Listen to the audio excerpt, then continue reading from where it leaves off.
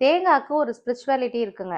எதுக்காக அந்த spiritual concept அதுக்கு வந்திருக்கு அப்படின்னா, எல்லாரும் நம்புற ஹிந்துஸ் எல்லாரும் நம்புற ஒரே விஷயம் வந்துட்டு, நம்மளோட ஈகோவை உடைச்சிட்டு நம்ம வந்து கோயில்ல போய் கும்பிடணும். அந்த ஹார்டு ஷெல், மேல இருக்க ஹார்ட் ஷெல் வந்து நம்மளோட ஈகோ. உடைஞ்சா உள்ள இருக்க வெளில வந்துட்டு நம்மளோட இன்னர் இன்னர் இருக்கிற ஒரு நல்ல விஷயம். ஸோ இந்த விஷயத்துக்காக தான் எல்லாருமே வந்துட்டு அதை ரொம்ப வந்து டிவைனா வந்து கருதுறாங்க. ஸோ அடுத்து வந்து இது ரொம்ப டிவைனா கருதுறோம். அதாவது ஒரு தெய்வத்துவமா கருதுறோம். இதுல உடைக்கிற அந்த தேங்காய் தண்ணி வந்துட்டு எல்லாரும் அந்த ஹிந்துஸ் நம்புற விஷயம் வந்துட்டு என்னன்னா, அது வந்து கங்கையோட தண்ணீர் மாதிரி அதை நினைக்கிறாங்க. ஸோ அதனாலதான் இந்த தேங்காய் வந்து நம்ம சாமிக்காக நிறைய யூஸ் பண்றோம்.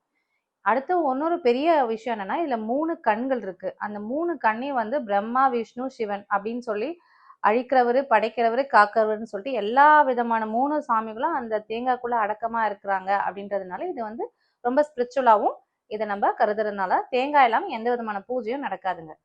ஸோ இது வந்து ஸ்பிரிச்சுவாலிட்டி பிஹைண்ட் கோகனட். இது வந்து எனக்கு தெரிஞ்ச ஒரு விஷயம் உங்களுக்கு எல்லாருக்கும் ஷேர் பண்ணிக்கிறேன். அவ்வளவுதாங்க.